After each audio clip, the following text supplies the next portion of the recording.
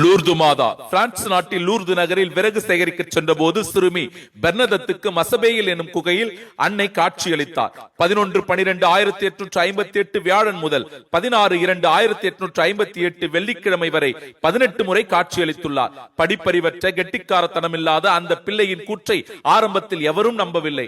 ஆனால் ஒவ்வொரு தரிசனத்தின் போதும் மக்கள் கூடியிருந்த வேளையிலும் அன்னை பெர்னதத்தின் கண்களுக்கு தோன்றி அவளோடு பேசினார்.